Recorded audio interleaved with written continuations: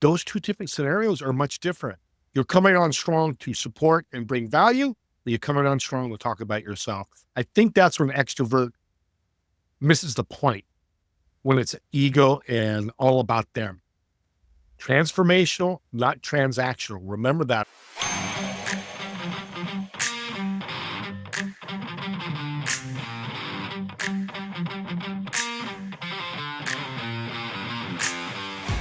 How do you connect millionaires and billionaires, transforming introductions into multi-million-dollar partnerships? Join us on Seek, Go, Create the Leadership Journey as we dive deep with Steve Ramona, the mastermind behind the Pantheon Alliance Mastermind, a network comprising over 55 millionaires and billionaires. Steve is not only the founder of the #1 ranked small business marketing podcast, but a super connector who has mastered the art of networking with a servant's heart. His podcast, Doing Business with a Servant's Heart, I just power listened to a few episodes this morning, has reached thousands, teaching them the transformative power of service in business. Today, Steve shares his unique approach to building influential connections and fostering partnerships that not only succeed, but also serve. I'll bring Steve on in just a second, but before I bring our guest on, I want to thank everybody out there who has been supporting this show. This podcast is something that I truly enjoy doing, and it really just puts a smile on my face when I have these tips coming in. It makes it even better. If you go to seekgocreate.com/support, you can leave a tip and just let us know how much you support us. And I want to just give a shout out. Yesterday, I got an email that GJ sent a gift of $64, kind of a random number there, but thanks GJ for $64. Buy me some coffee and maybe a sip of whiskey or something like that, and I will toast you as I do that. So thank you all so much for listening, sharing, and GJ for sending that financial support in. I really appreciate it. All right, now, Steve, let's jump in. Welcome to Seek, Go, Create. Thank you for having me. I'm excited. I love the tips thing too. I mention it from time to time. I thought it'd be great to mention it with this episode. And it's just something that's like they come in, we get these messages, and it's incredible. I love it. So, hey, let me jump to my first question, Steve. And this is going to be great with someone who's a self-titled super connector. If I ask you what you do, we're just out and about, what do you tell people? I'm a partnerships JV guy. I look for people, partnering them up, whether with me or with other people in my massive network, and I promote them. I highlight them, and I use my podcast as my SOP, my standard operation position process. By meeting people, as I meet people on my podcast, it allows me to see if there's a fit. And I just came back from an event last week. I met a number of billionaires who want to partner up with me and do work with me. And we'll talk more about that, but it's all about the service that you bring and the value. Yeah. And I love the word partnership.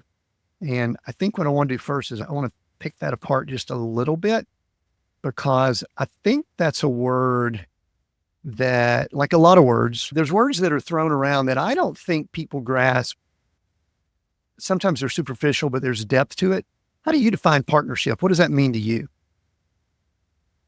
Fantastic question, Tim, because it's not being done a lot. So it's unique and different, which is not a good thing, but it is what it is. And I mentor entrepreneurs, and I tell them all the time, you want to go it alone, or do you have some partners that can work together? In our mastermind, we're going to give you guys a secret tip that we do. We call vertical integration marketing. For example, you can have a mindset coach, business coach, SEO expert, and a website developer. Steve Ramona is their potential client. The website guy does my website. Then he goes to the SEO guy, give it more value. Then I go to the mindset coach to help my mindset in my business. Then I go to the business coach to take care of my processes. But each time I'm passed around, one, they're getting people they know. So it's a warm referral, which I love. I'm not a cold referral guy. But as I'm given to the SEO guy pays me a little bit. Let's say it's a $5,000 job. He sends me $500. And then the SEO guy sends them to the business mindset coach. Okay, it's $10,000. Okay, he gets $1,000, whatever that number is. So you can see everybody's winning by referring. Get a client, I'm going to charge this. But this opportunity of commissionable referrals is so powerful because it's a win-win-win. Now people ask me, Tim, what about the client? Well, they just got 4 business owners who are probably have the same mindset. They all work together. And guess what? As the website guy's working on that, he can talk to the mindset coach guy. Hey, what did you find out? How can I make the website a little better from what you've learned? So now you've got a community of partners working to make that client bigger and better. Yeah. So is money always attached to partnership? Doesn't have to be. My partnerships, I'll give you a great example. I had 2 ladies I introduced. I do 20, 30 introductions a week. I have all the time. And I get 3 to 5 referrals a day because of the partnerships, of the value I bring. We'll talk about that later. But these 2 ladies, they do energy healing, communication. And so I put them together about 3 months ago. Well, I get an email 6 weeks ago, Steve, you're so awesome. We've partnered up. We're doing an event in Hawaii in January. We're doing a couples read, 10 couples, and they're going to make split about 30,000 each. Plus one of them is coming from Chicago to go to Hawaii. She's bringing her family. They do the same thing. They found a way to partner up one lady's expertise, the other lady's expertise, and they're going to serve couples with communication, with Reiki, energy healing, and all that great stuff. These ladies are not millionaires and billionaires. They are just everyday coaching folk that want to be unique and different and grow. Yeah. And the reason why I bring that up, partnership, we've got, I've done some work in ministry. I do a lot of work, obviously, with businesses and leaders of companies and things like that, Steve. And the word partnership, first of all, there's a legal aspect to it. I mean, I was with a company this last week down in Atlanta, and we were doing some legal partnerships. If you and I started a company and we set up a limited liability company or something, there's a legality to it. And then if we jump over to the ministry side, there's this weird thing where if someone sends a ministry a check on a regular basis, I'm on the board of a few ministries, they use that term partner. I've never liked that. I don't think it's good. It's not just like someone giving money. And I love what you're talking about, and I love we're going to dive deeper into it, that partnership is much deeper. And I think it has much more connection than, number one, just financial, and number two, just calling someone a partner. Agree? I totally agree. And I just came back from last week in Utah at an event. I met a very wealthy man. He wants to partner up with us with our company. That's a management company. We fund companies. We help them direct. Again, we're going to have contracts, MOUs, and all that. But the basis of our conversation was, I can help you. You can help me. Game changer. That's at a multi-million-dollar level, or it could be at the $10,000 level. Partnerships are 2 people working together, 3 people, 20 people, but that word partner, like our romantic partners, our wives, what is that? We're working together to accomplish that. Yeah. And there needs to be benefit to both. I think, both of us, for those that might be watching this on YouTube, they could see that we're not fresh out of college or high school guys. We've got a few years on us. Seasoned is a word I'm trying to use more and more, Steve.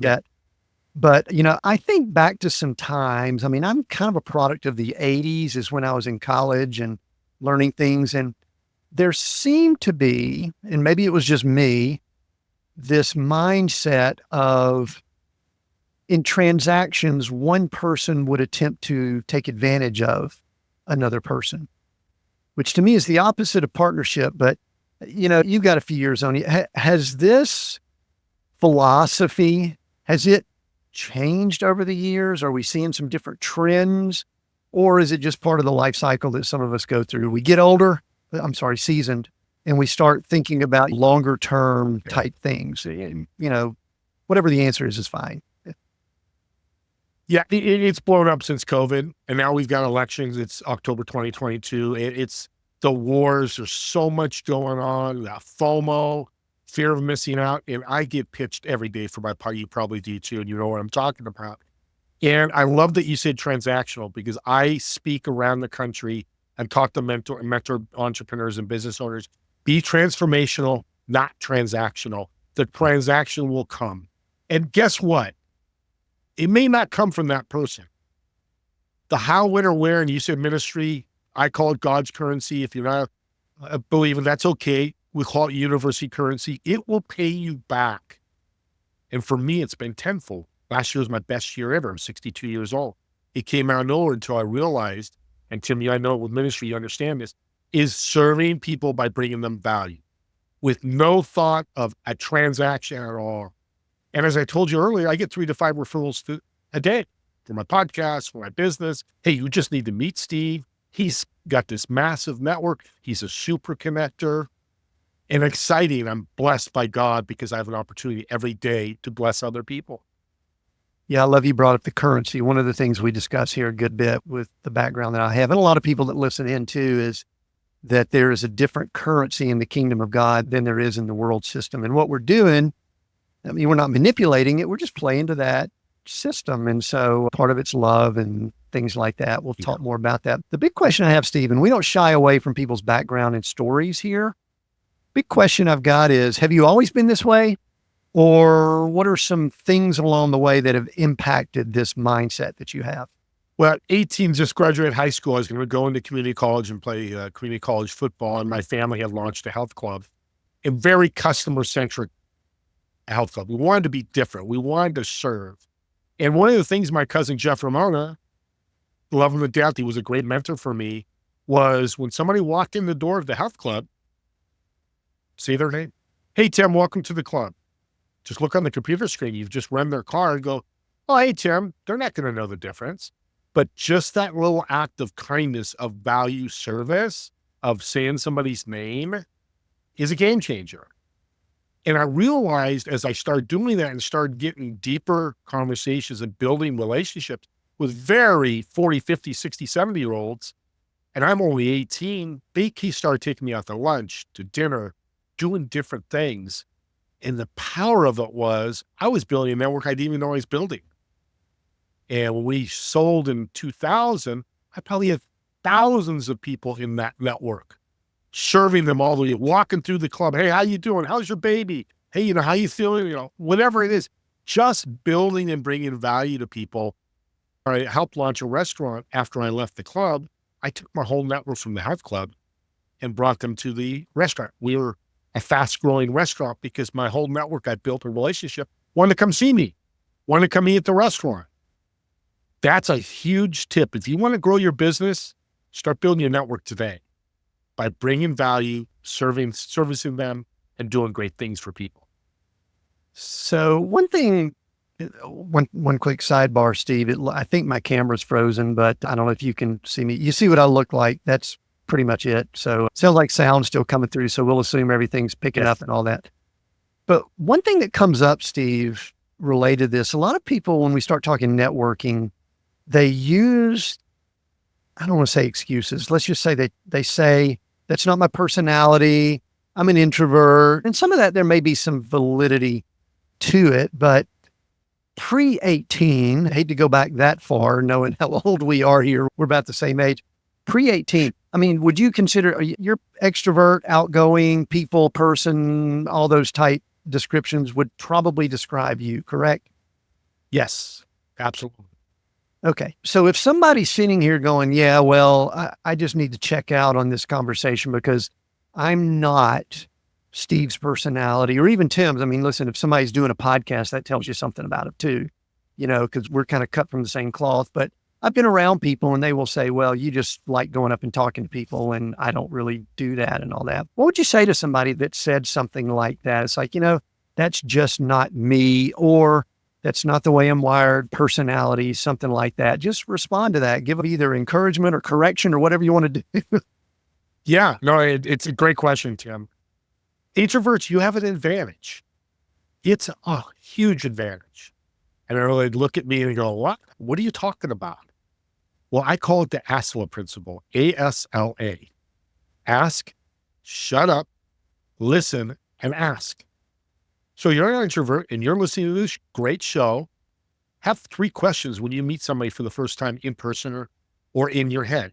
Maybe the 3 questions are, what are your challenges in your business? What's your goals? Do you have a family? Those 3 questions will spark a conversation that you can start asking questions. Because I say ask, shut up, and listen, because a lot of people, if you've been to a Zoom room, which we all have been with a networking group or a business, and some of the screens go black. Now, they may be going to the bathroom, they need water, and that's, it's not an excuse, it's a reason. But let's think about it. Are they really listening? When I stop my video and I go to the bathroom, whoever's speaking, am I hearing them? Absolutely not. So when you shut up and listen, because that's a huge bridge, because a lot of people shut up and turn their video off, but are they listening to what's happening? You can just listen about what Tim is, what he's passionate about, what his challenges are. That's why I love podcasting. We'll get into maybe later. But we use the ASLA principle, introverts. All you have to do is ask a question and shut up. Because that's what introverts want to do. They want to shut up, and they're great listeners. You guys, I had to learn a lot from our introverts about listening. I was terrible at it 2 years ago. Podcast has helped. And that's what I do. I jump on a call. I was on a call yesterday Saturday with a gentleman, very faith-driven, incredible obstacles in his life. And I just shut up and listen. And I said, here's a couple things for you. Here's an introduction. I got an email from him about a paragraph long, said, you've completely changed my thought, my story. I am so excited to work with you. I really appreciate your time. From the ministry of God or from the universe, that's what service is about. All I thought about as I was listening to him, how can I support, help, and bring value to him? If you do that in every call, anytime you engage with people, game changer for your business. It's been for me, it's been for a number of people that have followed that. And it could be as little as, hey, you've got a great smile. Or I love your background in your video. Or you see somebody in person, I did in church on Sunday. Hey, your baby's so beautiful. I love her curls. Well, it affected her maybe 3 seconds, 3 minutes, 3 weeks, 3 months. That doesn't matter. It's when you make it an effect and bring value to people, game changer. It is interesting that you bring up introverts because many times people are turned off by extroverts. We, at times, I know I can do this, come across as too strong, can run people off, too much energy. I mean, I've walked in rooms and gotten so excited when there's 20 people in the room, you scare some people.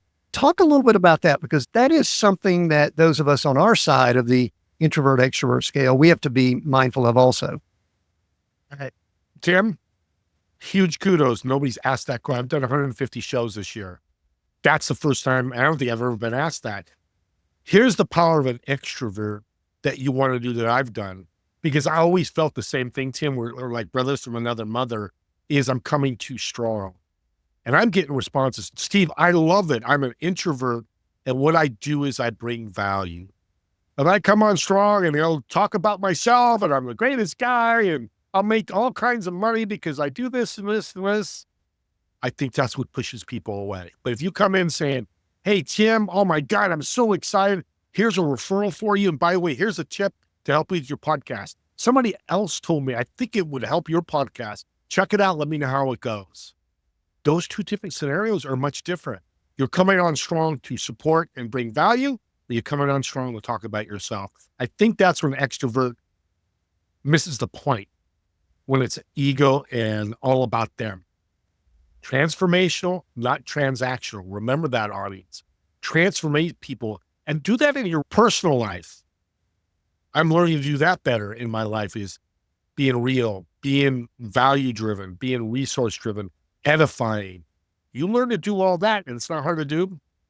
It's powerful. Yeah, and the interesting thing about it, I was thinking back, Steve, back in the 90s, I was an engineer. I came out of Georgia Tech as an engineer, but I would not have been considered an introvert. My wife and I got involved in, I think they call them network marketing, multi-level type marketing businesses. And I was pretty excited because I had some skills to get out and do that. But one of the things I noticed, this is real important, I think, for the transformational versus transactional. I was going out and meeting a bunch of people. We're going to talk about that here in just a little while, because I know this is an important part of this. I was meeting a bunch of people, but Steve, what I noticed is that everybody I met had a dollar sign on their forehead for me. And that dollar sign changed the way I interacted with them. And the opposite of that is something that you speak about. It's the title of your podcast, and it's got this term servant's heart in it. So I think this is a good time to go ahead and throw that servant's heart into the mix here. When did that come in? When did that come into play for you? When did you start recognizing and realizing the need for a servant's heart? I've been in network marketing. I was in network marketing for 10 years. Probably 5 or 6 years ago, I left it. Yeah, same here. About 10 years during the 90s for us. It was good. I don't say anything negative. I learned a ton from it. I think if me and you started a company and did the service part of it and taught people business, because they lose sight of it being a business and being a servant. And if somebody says, no, hey, Tim, that's okay. If you don't like the product, you're not interested. You know, anybody wants to sleep better. Let's say, I'd love an introduction and walk away from that. So on the respect of when I learned all this was about 2.5 years ago. I knew I'd been serving. I'd done $25 million in partnerships over the last 11 years. I probably made $10,000. I'm not complaining about that. And here's why. This gentleman, Joey, I started talking to him. We were on a get to know one-on-one, and he sounded like he was doing really well. Don't usually ask this, but I said, how well is well? Because I did 250 million in sales last year. I'm like, holy moly, can I get a little secret sauce here? So he said, I wake up in the morning serving and I go to bed serving. I serve my competitors, their collaborators, my employees. That's my focus. And of course, he does other things. He said, how do you serve? And I said, Tim would go, I go to you, Tim, and go, here's a couple of introductions. You'd come to me and go, how can I support you? And I'd go, put my hand up, which is the worst thing you could do. He said, you just turned Tim into a taker because you've given him some gifts. But when they ask to support you, you say no. So they're not constantly walking away saying, where a-hole Steve is. I'd never work with him again because it's not conscious level. It's the unconscious God universe level that they want to help. They want to do more things for you. And I started doing that, Tim. And that's when these abundance came, guests, people that were rock star guests, celebrities, football players, NFL. Because I would ask, I'm looking for pro athletes, celebrities, high income business owners. So what would have happened? That is powerful. Yeah. If I'm doing the math here, you learned this at about 60 years old. That's how old I am. I'm about to be 61. When this releases, I'll be 61 years old. And I'm in a similar situation. There are things that I'm learning today that I'm going, oh my gosh. I mean, this is like game changer stuff. Not necessarily rocket science either. And I've always considered myself a reasonably bright guy. What would you have done differently, or what would have been the different results over the years had you had this mindset 10, 20, 30, 40 years ago? I mean, you had some of it, it sounds like, when you were standing there at the health club and moved into the restaurant. You had some of the foundation, but there is a mindset you've got to have. You never asked. So let's take the 25 million in approximate. 10% is usually the rule. I'll use the low number. That's 2.5 million over 10 years. I think anybody honest will go, I'd take that, because I never asked. Hey, you guys, here's a partnership. They go out and make millions or hundreds of thousands. And I'm happy because I took care of them. But I'd be much happier if I asked, by the way, hey, let me put you guys together and can we get a commission referral? Doing it today, and people are giving me money left and right. They're more than welcome to.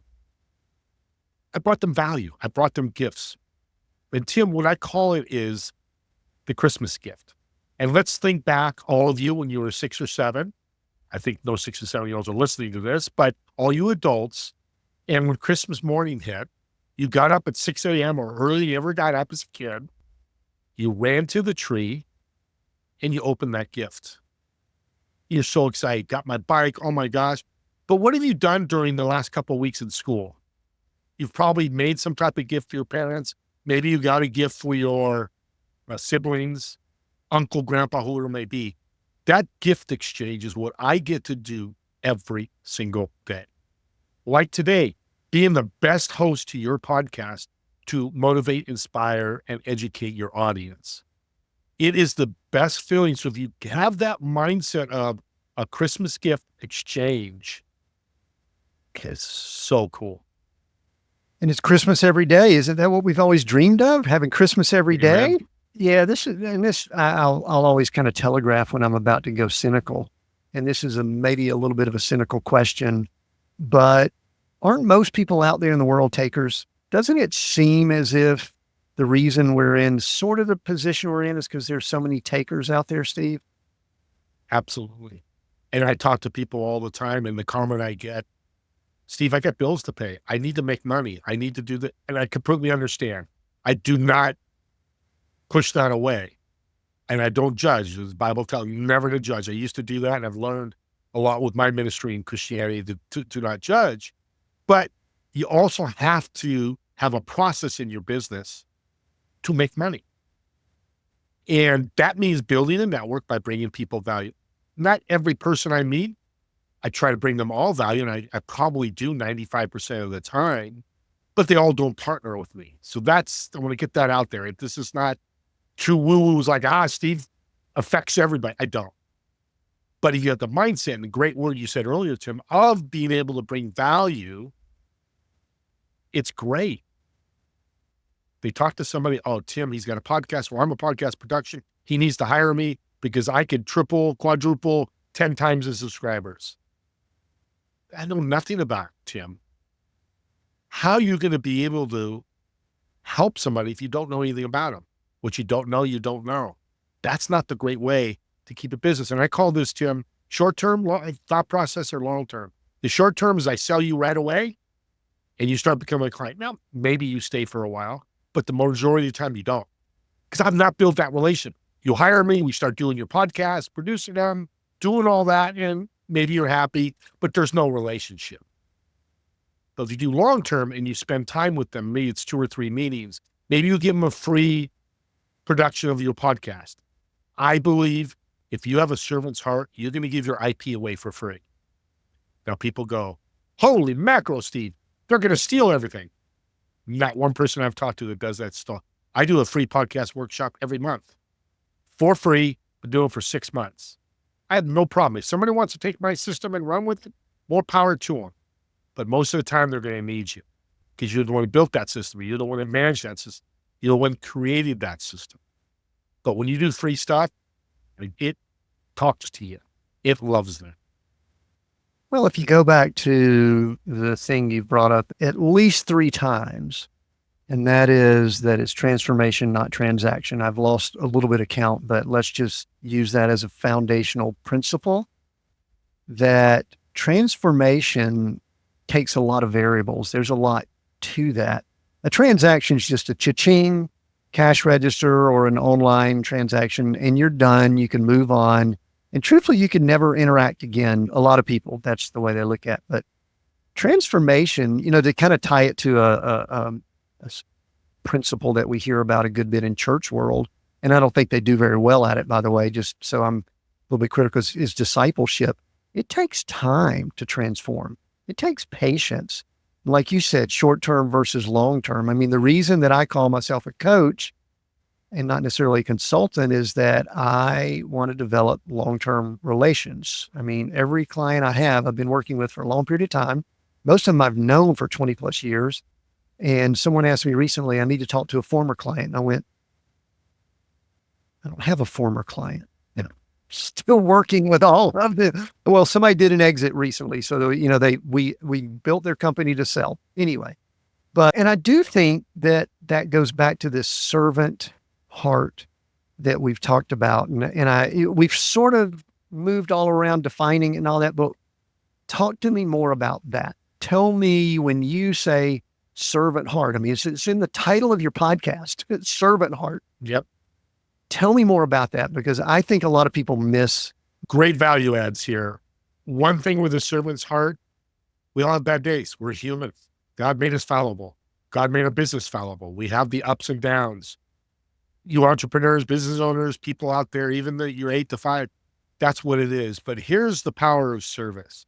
I tell people all the time, when you have a day that's just not working and you're getting a little anxiety and stress, walk away from the office and go out and serve. And I'll use a great example. A few years ago, it's 2:00, a couple of canceled appointments, a contract didn't go through. Typical, not a good day.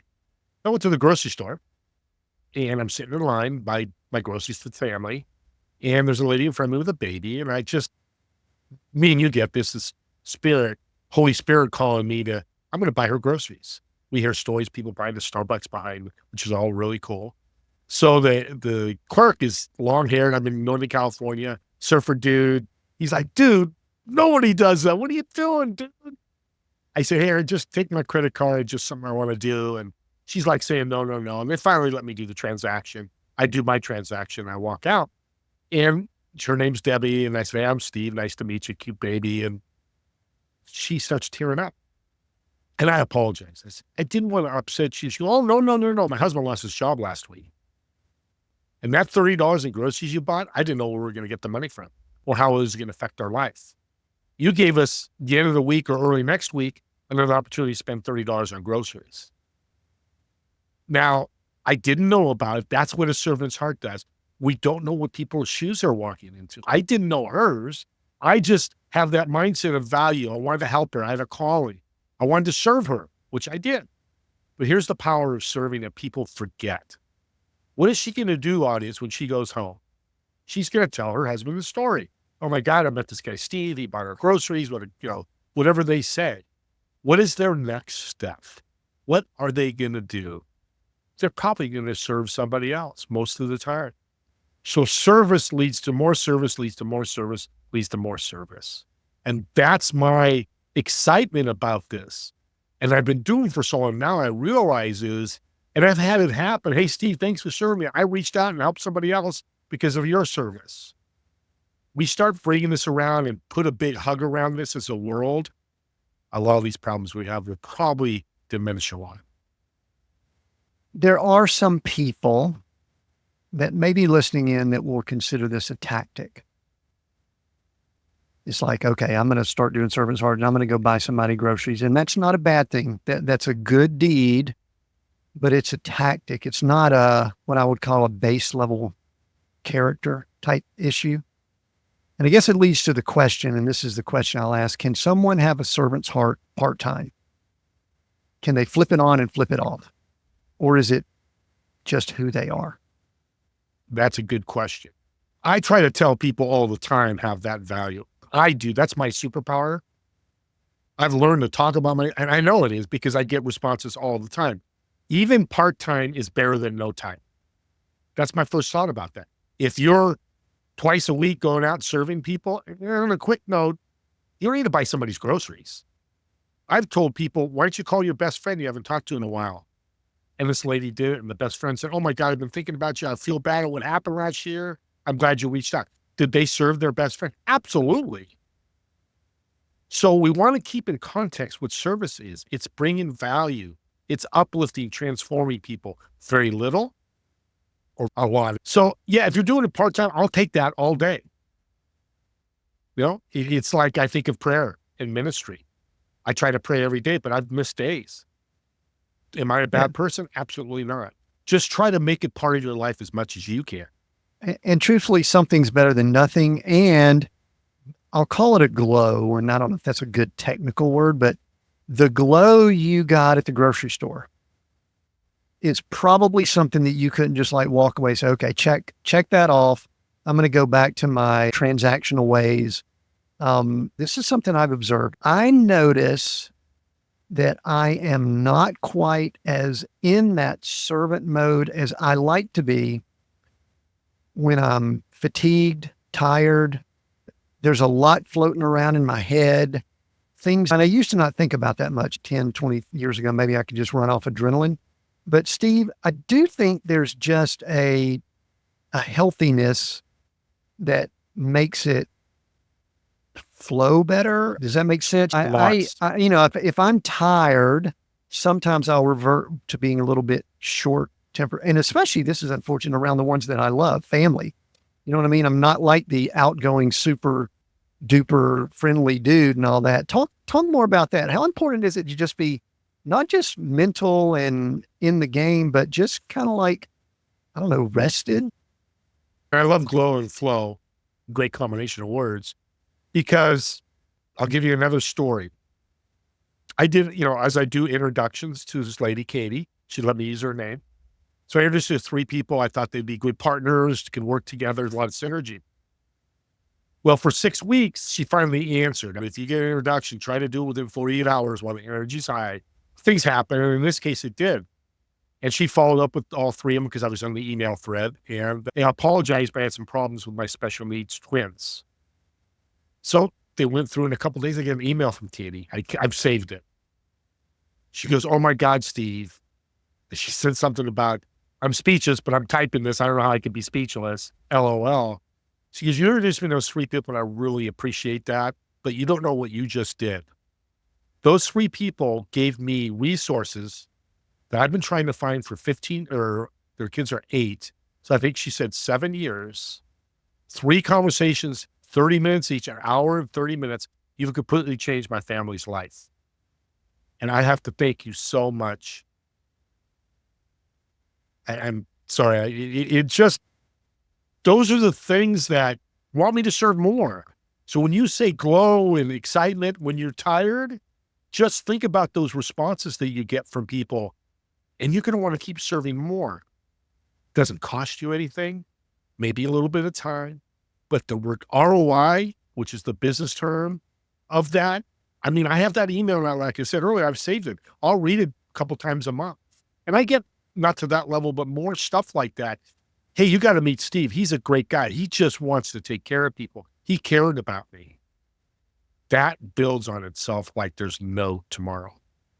Yeah, it absolutely does. And like we said earlier, if we could, one person at a time, one act at a time, serve someone at a time, the world's a better place. I think more people need to consider that our role here is to make it a better place, whatever that looks like. Different people have different assignments. I think what I'd love to do here now, Steve, is move into talking some skills that are involved with this, some specifics, because at the beginning you talked about partnership and how that's led to definite financial gain. I didn't want to jump right on the money part of it immediately because I wanted us to layer that, to build back up, to let people know, don't start making this transaction because it's transformational. It's not transactional. But is there anything else we need to address with the mindset before we talk about some maybe specific skills? Just mindset first, or before we move on? Like any habit, I believe this is a habit. I'm out every day, like I've said earlier, looking at how I can serve people. Practice it. Write it down. Write down every time you've done service to somebody. Write down how you felt. Write down how they felt. Like a lady reached out. She goes, I just helped a lady get her groceries in, and she was so thankful, and she's so nice and so sweet. I wrote that down. And then at the end of the week, read all those different scenarios that you served. How did they feel combined? How did you feel combined? And most importantly, how did your week change? And 100% of the time people go, "Well, this happened. I had a great dinner with my wife. A former client came back and gave me a referral." You don't know what that is, the who, when, and where, but I know something's going to happen. I just can't tell you when, because I get asked that all the time. "Well, when is it going to happen?" Excuse me, sir, but you become transactional in this type of business where we're building relationships and networking, to where service comes to value. That's good. So let's shift just a little bit. And I know that someone who's been doing this, we'll say since you were 18 years old, so that's a few years right now, a couple of years, that you've gotten some do's and some don'ts, some things to beware of, and always and nevers and stuff like that. Things that I'll call like skill or practices and all that. So let's hit a few of those. And then as we wrap up, I want to talk about this alliance you've created and give some people some more information on that. Just do's and don'ts, or always and nevers, however you want to go with it. I just want people to get some action steps here. Yeah, just check yourself when you're talking to people. Donnie Bovenall, that's his name, is one of the top coaches out there. I jumped on a call with him and I started selling him. I was transactional. This is 3 or 4 years ago. And he stopped me and he goes, whoa. You don't know anything about me. Felt bad. I got off like, what an idiot, man. I didn't get a sale. But he came on a podcast 3 years later and we talked about that and how I've changed and how he helped me change my mind. So again, it's back to the practice. Whatever for you it takes is maybe you put a big word value on your computer screen as you meet people, or you go practice serving other people, or One skill set is if you go search volunteers on the internet, there's 2 or 3 websites that will tell you how you can volunteer in your area. And I've shared that with a number of people. And then go out and serve. Go to a soup kitchen and feed the hungry. I just 2 weeks ago helped build a school, rebuild a school. We beautified it through my church. It's called Beautiful Day. I do that because it keeps me in that mode of serving. And it's a powerful service. I mean, we met the principal last night at our dinner and she was in tears. The family, the kids. And again, grasp that feeling of when you serve somebody. Even when you tell somebody their baby's cute, look at their reaction. Be aware of that, the smile that they get. Because again, we don't know the shoes that people are walking in. She could have be going through a divorce. She could have been lost her job. But that brief moment of service can make the impact in somebody's life. How can you impact people? Can you transactional or can you do it transformational? I'll let you guys answer that. Yeah. Well, one of the things I agree with this, and sometimes I do this naturally. And so teaching someone how to do this is a little bit difficult. So I'm going to ask for what technique do you have that you can share for just meeting people, breaking the ice? You're doing your volunteer work, or you're on an airplane, or you're in the grocery store line, or you're somewhere. Because I get the feeling, and I'm this way too. I kind of have this 6 feet rule, which was interesting during COVID when they said, stay away from people 6 feet. I'm going, gosh, that's okay. So I'm going to go to the 10 feet rule. If they're within 10 feet, I'm talking to them. And, we had to be careful not to get up in their face then, because some people didn't like that. But what are some practical techniques? What does Steve do when he just bumps into somebody out and about, not literally, but figuratively, and you're just kind of sharing or gathering info or talking? What are some applications there? Top one is questions, questions, questions. Give me some of your best questions. How long have you been working at Safeway? 2 years. Do you like it? Oh, I love it. It's such a good job. Are you going to school? Yeah. So you're paying for school? Yeah. Oh, that's interesting. Or at church. Hey, it's nice to meet you. We do a welcome. People are afraid of that. They always say at church, you probably have it at your church. I know you introverts, you extroverts go to the other side of the room, which I'll sometimes do. But I'll ask a question. How long have you been at our church? You enjoy it? What do you do? I have to be careful, Tim. I know you get this too. It's so easy for me, but I also know anybody can do it because I didn't do it 5 years ago. I just served people. And the other thing, 2 things you can do is before you jump on a call with somebody for your business, spend 5 minutes. Like the gentleman on Saturday, he's an ex-military, and I introduced him to 3 vets that could help his business and partner with him. And I did that right in the first 5 minutes. So that's another tip. Serve right away if you can. Mm-hmm. He was blown away. And I don't know if I mentioned it here, but I've had 2 texts from him. He said, you completely changed my life. Well, that just spurs the energy of doing that. The other thing is, and this is the best tip I learned about 3.5 years ago, use people's names. Walk up to a restaurant, and here's 2 tips. So your restaurant, you see the name tag. Hey, Debbie, how you doing today? Great. Can we get some waters? Hey, Debbie, here's what we're going to order. Hey, Debbie, we're going to do this. Her energy level is completely changed because we're building a relationship. I'm not a hey man, hey sir type of person. I don't go to my best friend and go, hey dude, I might see that, but I go, hey sir, when are we going to get together? Hey sir, when are we we're going to say, hey Mike Sullivan, hey Mike, how's it going? So doing that, when I learned that, blessings have come. And the other thing is be different. And I use restaurants for an example. I've interviewed over 100 rep managers, and I just did this moment because I want to write a book, how to be a better customer. Not customer service, but be the other side of the table. Be a better customer. Don't yell at people and stuff their problem. Work with them, serve them. It just happened a couple of weeks ago at dinner with my wife, and the name was Libby. And I said, Libby, hey, thank you. You're fantastic. Can you do me a favor? Can you grab your manager? Oh, what's up? I said, just grab, and I do that purposely because I don't want to set it up. And you'll see him walk away. And an audience, try this. It's so cool. When they're good, be authentic. Don't just do it to do it. when you get a good waiter or waitress, do this. So I see them talking. I'm like, look at my wife, my little, I said, look. She goes, oh my God, they're working. The manager comes stomping over. I said, what's your name? It's Tony. Hey, Tony, I'm Steve. Nice to meet you. I got to tell you, Libby was so darn good. She was on top of it. She talked to my wife about her kids, and she was just very friendly. I asked this question. I said, Tony, how many times a year do you hear about how good your staff is? He goes, I've heard it 3 times in 10 years. 3 times I've been asked to come to a table and somebody said, hey, your wait staff is good. And it's been a year. That doesn't help anybody. So remember their names, help. And I was at a grocery store, and it was a long line, and this lady's screaming. We've been at grocery stores screaming. I said, ma'am, relax. She's like, I'm late. I got to be somewhere. Well, don't come to the grocery store. It's 6 o'clock in the afternoon. It's going to be busy.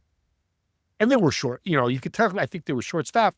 So I went and grabbed the manager trying to be a servant and said, anything I do, what's going on? He said, 4 people called in sick. First time in my 2 years here, I'm way short staffed. I've got people, I'm trying to scramble and find people. Well, a lot of people online heard that. And I turned to the lady, I said, a couple of things that can I share with you? I didn't scream, and don't scream at people like that. Just go, hey, it's 6 o'clock. It's probably a busy time. Yeah. But I had to pick up some things. I said, yeah. Second thing is, did you hear what he just said? They're short staffed. He's trying his best. So does your screaming in reality help the situation or hurt the situation? What you think about that? She got a little perturbed. Then she goes, yeah, I agree. She put her groceries down and left because she was late. Got a standing ovation. I didn't do it for that. That's what we do as servants' hearts. It can happen in our personal life, in our business life. Live your life that way.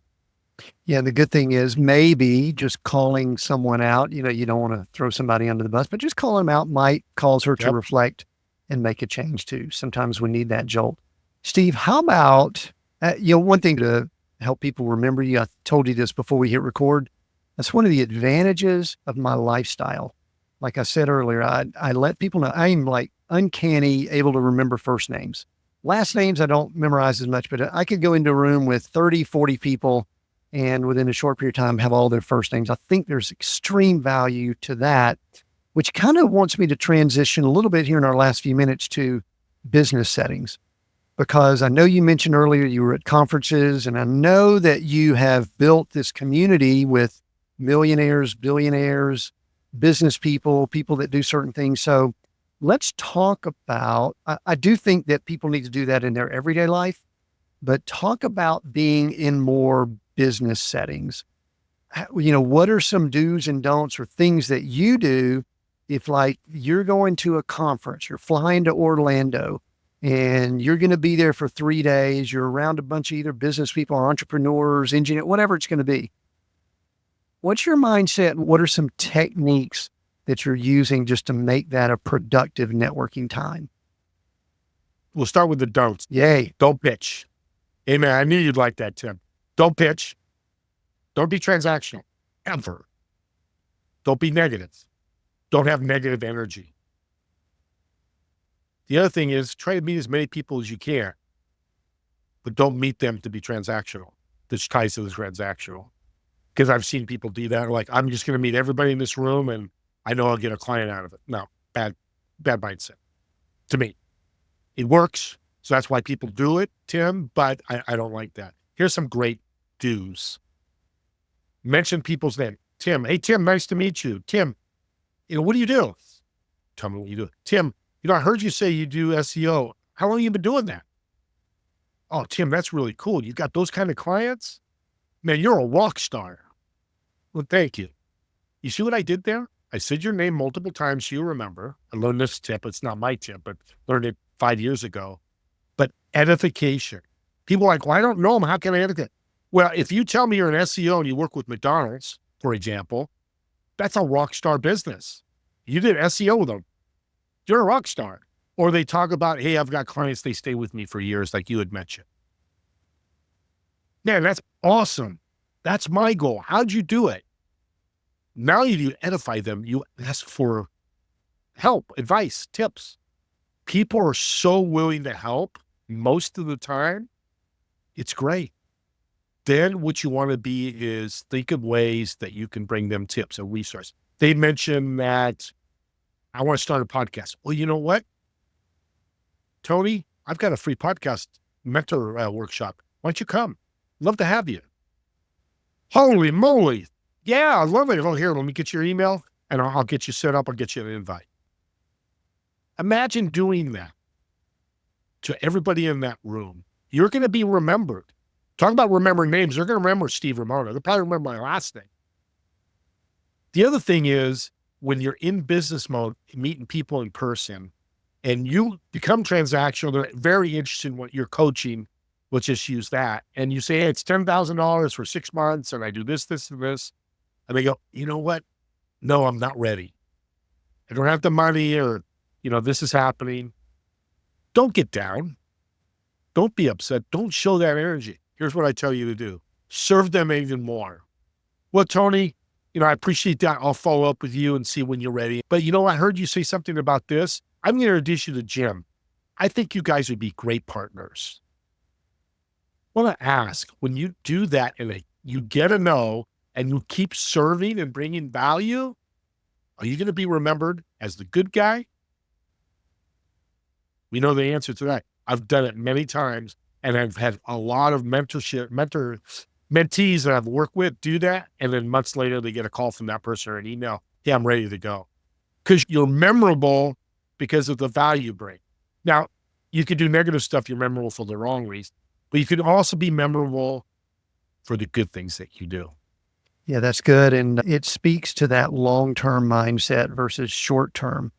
So what do you do to stay organized, to keep up with things? You leave that conference in Orlando and, if there's 300 people in the room, you've probably met, you and I would have fun. You've probably met all of them or almost all of them. And, there's business cards, there's things to do on our phones now, there's stuff like that. Tell me just a little bit practical of like, what do you do when you leave there with all of that information you've gathered? Great question. I'm doing that. I was in Utah last week and I met 10 new people.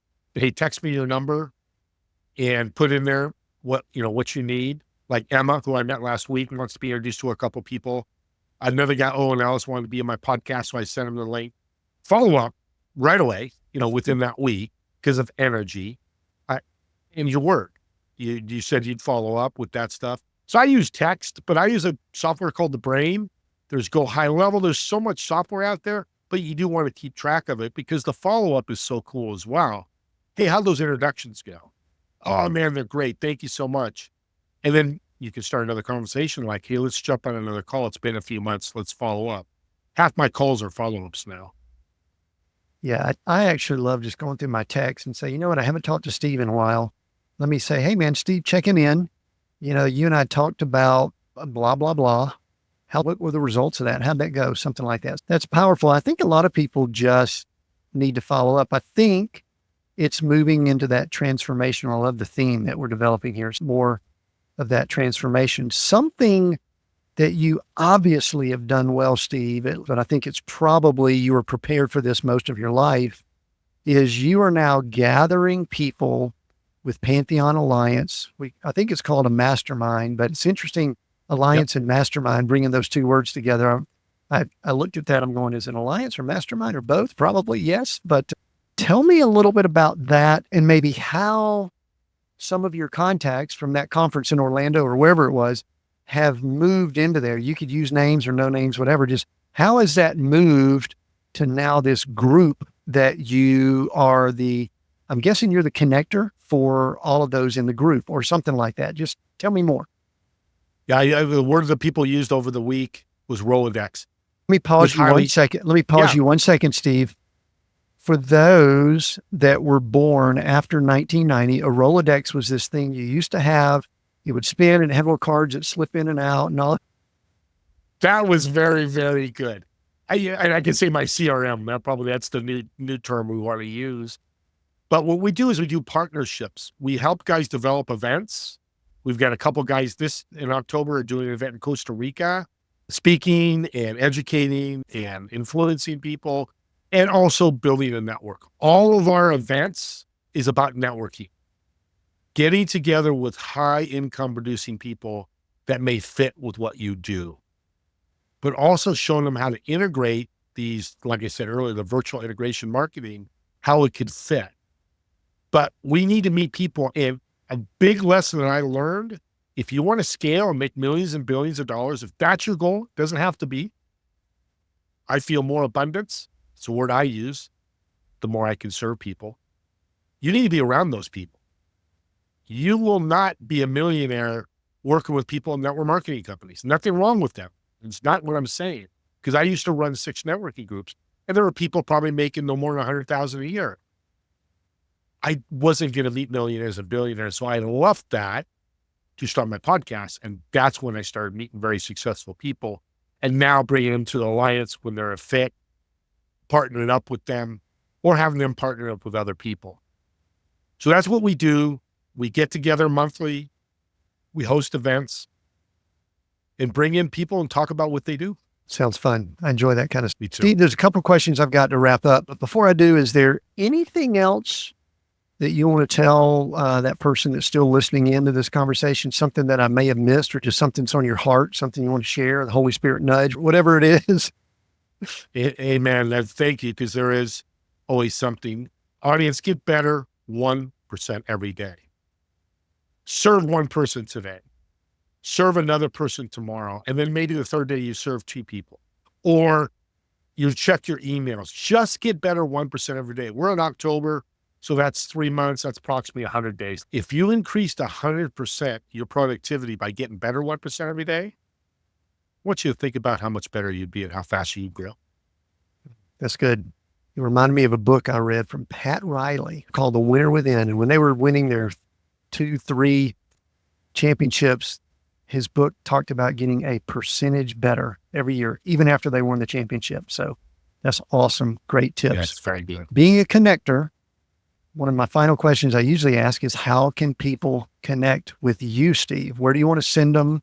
If someone says, man, I got to get more Steve, where do you want people to go? We'll include it in the notes and all that kind of stuff, but tell people where to find you. Thank you, Tim. I appreciate that. Steve Ramona, Ramona on LinkedIn. I live there. I think it's a great business platform. The other thing is email me, stevr1961@gmail. Here's my office number, 408-642-6288. You can text me or call me, tell you about my free workshops. I do a business workshop as well for free, and I'll get you the information, or you just have a question. Just reach out anytime.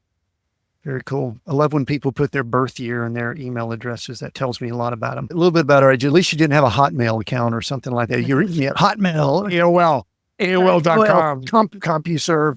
Man, we're just showing off our age badge. Anyway, We are. Hey, Steve, we're Seek, Go, Create. Those 3 words describe what we do here. They have roots in a lot of cool stuff, but I'm going to allow you to choose one of those. Seek, Go, or Create. Which one do you choose and why? Every day, your 1% should be creating service, creating value. 1% every day. And you do 3% tomorrow, you're ahead of the game. Create value, which creates service, a servant's heart, and you'll be so happy.